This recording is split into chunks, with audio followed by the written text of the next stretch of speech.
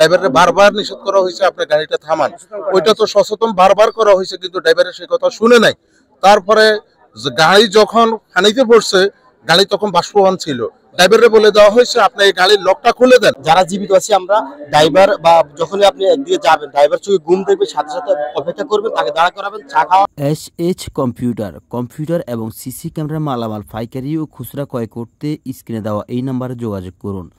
আমাদের ঠিকানা QC tower, Hajiganj, Chandpur. আসসালামু আলাইকুম প্রিয় দর্শক, আপনারা জানেন যে লক্ষ্মীপুর জেলা চন্দ্রগঞ্জ উপজেলা ৯ নং ইউনিয়ন ৮ নং ওয়ার্ডে কাশারি বাড়িতে একই পরিবারের 7 জন নিহত হয়েছে। আমরা আজকে চলে আসছি এক এক করে 3টি লাশ এখানে অপেক্ষা করতেছে শেষ বিদায় দেওয়ার জন্য। অথচ গতকালকেও কিন্তু তারা জীবিত ছিল, তারা তার বাবাকে, কেউ তার সন্তানকে, কেউ তার স্বামীকে রিসিভ করার জন্য, যেহেতু দীর্ঘ 3 থেকে 4 বছর পর তিনি প্রবাস থেকে আসতেছেন। এখন আসলে আসার পরে গাড়ি যেখানে আসার পর যতটুকু কথা আমরা জানতে পারলাম, গাড়ির ড্রাইভার চোখে ঘুমের অবস্থার কারণে আসলে এমন একটি ঘটনার শিকার হয়েছে।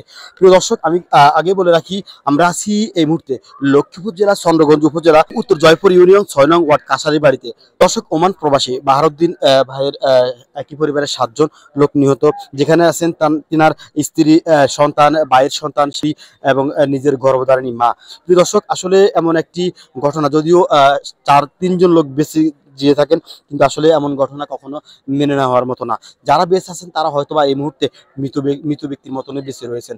আমরা আসলে কথা বলা যতটুকু চেষ্টা করছি এখানে মানুষের সাথে, কিন্তু আসলে প্রতিটি মানুষের মুখে যেন কান্নার একটি রোল। প্রিয় দর্শক, প্রতিটি মানুষ অপেক্ষা করতেছে শেষ বিদায় দেওয়ার জন্য, প্রতিটি মানুষ অপেক্ষা করতেছে শেষ জানাজায় অংশগ্রহণ করে মানুষগুলোকে বিদায় দেওয়ার জন্য। আসলে একই পরিবারের 7 জনকে বিদায় দেওয়া কতটা হৃদয় বিদায়ক, কতটা কষ্টদায়ক, সেটা আসলে চোখে না দেখলে আমরা কখনো বুঝতেই পারতাম না। তাই প্রিয় দর্শক, একই পরিবারের 7 জন সদস্য নিহত হওয়ার ঘটনায় আমরা এখন এক এক করে সামনে দিয়ে যাচ্ছি। দেখতে পাচ্ছেন লাশগুলো সামনে এসে অপেক্ষা করতেছে, প্রতিটা মানুষ সারিবদ্ধভাবে দাঁড়িয়ে যাচ্ছে, যাতে করে এখানে শিশু রয়েছে বলে রাখি 3 জন, যার কারণে আসলে অতি দ্রুতভাবে শেষ করতে হবে। যার মধ্যে আসলে 2 জনের জানাজা কিন্তু আগামীকালকে হবে, আজকে হবে না, কারণ একদিনে আসলে সবগুলা বেডনি করে আসাটা অনেকটাই কষ্ট, এবং এখানে কিছু তাদের পারিবারিক আনুষ্ঠানিকতা কাগজের অপেক্ষা করতেছে, যার কারণে তাদেরকে আগামীকালকে হয়তো বা মাটি দেবে। প্রিয় দর্শক, এখানে আসলে প্রতিটি মানুষের চোখে যেন অশ্রু। ভাই, আপনার কোন এলাকার? আমি এলাকার। এমন ঘটনা দেখছেন কখনো? আমাদের এলাকা হয় না, আমরা কখনো দেখিও নি। প্রিয় দর্শক, প্রতিটি মানুষ একটা কথা বলছে, এমন ঘটনা দেখে নাই। প্রিয় দর্শক, একটা কথা বলে রাখি, যারা চলে গেছে তাদেরকে কখনো আমরা ফিরে পাবো না। যারা জীবিত আছি আমরা, ড্রাইভার বা যখনই আপনি একদিকে যাবেন, ড্রাইভার চোখে ঘুম দেখবে, সাথে সাথে অপেক্ষা করবেন, তাকে দাঁড়া করাবেন, চা খাওয়াবেন, প্রয়োজনে একটু অপেক্ষা করার পরে যাবেন। একটি দুর্ঘটনা একটি পরিবারের জন্য সারা জীবনের কান্না।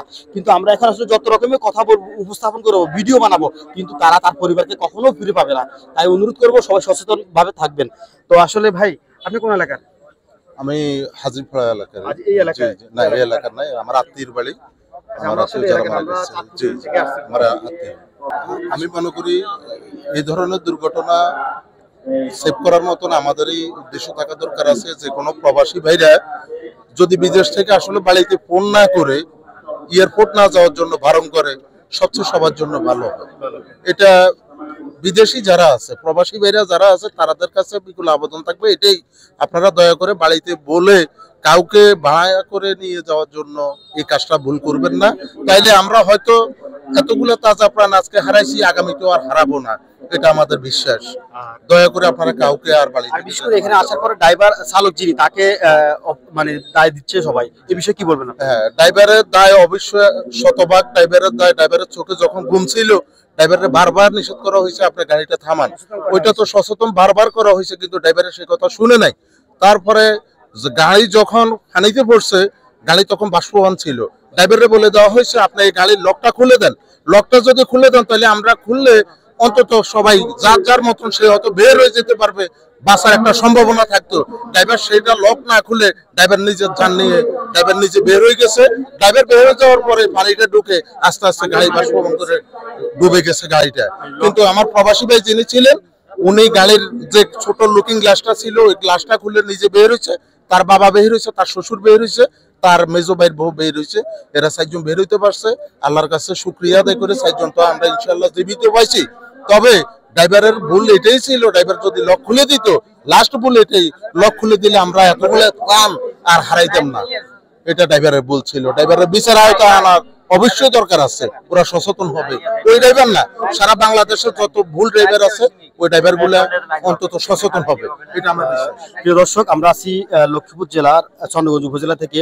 আসলে ভাই যে কথাগুলো বলছেন, একজন ড্রাইভারের কারণে একটি দুর্ঘটনা ঘটতে পারে, কারণ ড্রাইভার হাতে মুঠোফোন, ড্রাইভারের চোখে ঘুম, এই ধরনের যদি কোনো কিছু দেখেন, আশা করি সবসময় আপনারা এক জায়গায় দাঁড়াবেন, রেস্ট করবেন, প্রয়োজনীয় কাজ সারার পরে বা চোখে ঘুম না থাকার পরে। আমরা দেখি আসলে বাংলাদেশে প্রায় দুর্ঘটনা ঘটে ড্রাইভারের চোখে ঘুমের কারণে বা ড্রাইভারের ভুলের কারণে।